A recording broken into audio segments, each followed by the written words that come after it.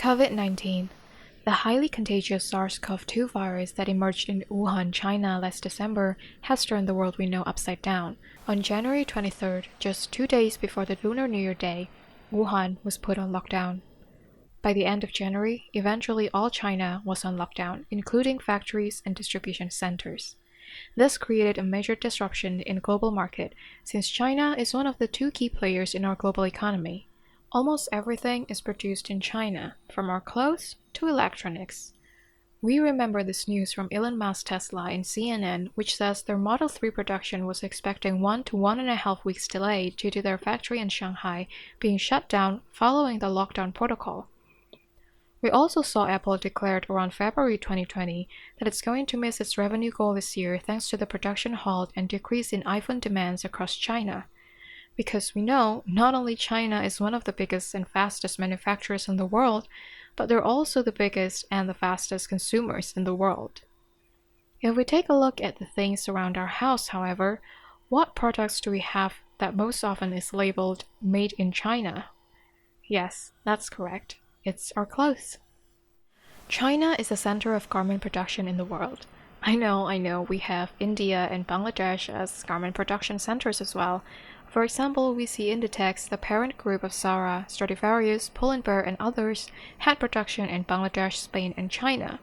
But it's still undeniable that most textile factories and fashion goods are mostly made in China, and exceptionally luxury brands. Brands such as Prada, Coach, Marc by Marc Jacobs, Burberry's bags, and Mulberry bags. There is a lot to unpack from the impact of COVID-19 to fashion industry actually, but let's start from the top tier, which is the high-end fashion brand or the luxury brand. As I've mentioned before, China is one of the biggest and fastest consumers in the world. This includes the high-end fashion industry. Most Chinese are very brand conscious, especially the wealthy ones.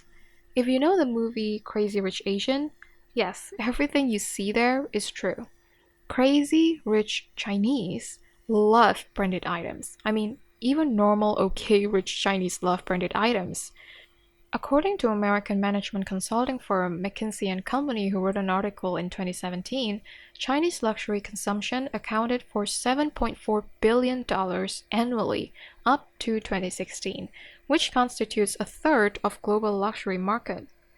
Another article from Jing Daily in 2019 also noted down that Chinese shoppers are still the driving force in luxury goods market, making up to 35% of purchases worldwide, while Americans only 22% and Europeans only 18%. Both articles stated they've seen increase of purchase for luxury goods from China every year and had predicted continuous increase in sales all the way until 2021. Of course, all that before COVID-19.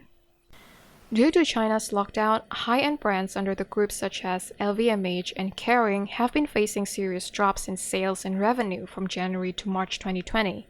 In early February, Kering CEO François-Henri Pinault stated they've closed down dozens of stores across China and was already facing major drops in revenue. Burberry CEO Marco Gobbetti also said they've closed down 24 of their 64 stores in China by early February following health concerns. They've also scraped their financial guidance made last year for 2020 thanks to this sudden pandemic. LVMH, the parent group of Louis Vuitton and Hermes, also set to take some hit.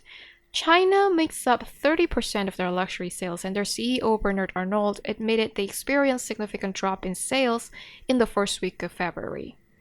Estee Lauder also closed 2/3 of their stores in China.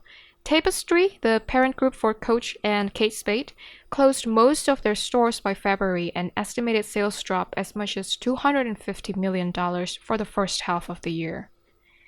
This was all reported back in February, when the virus was mostly concentrated in China and they could still make some sales from Europe and US. However, by the end of March, we saw China already coming out from their nationwide lockdown, and we see this news that China is now revenge buying. The article elaborated how wealthy Chinese coming out of their lockdown are revenge buying right now, spending hundreds of thousands of dollars to buy luxury goods.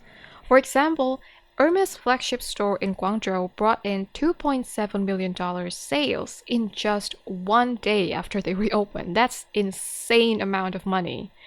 This actually proves what LVMH financial officer Jean-Jacques Gianni has said on an interview when he released their full-year financial result early February.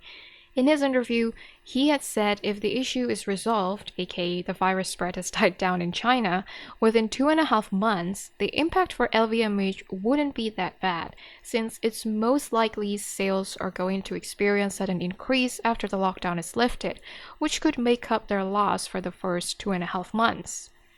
This makes sense because LVMH is one of the biggest and strongest luxury brand in the world right now. Most of luxury brands don't have any factories in China. In fact, LVMH don't have any factories in Asia. They make everything in Europe. So their supply chain didn't take as big of an impact as other companies who produced in China.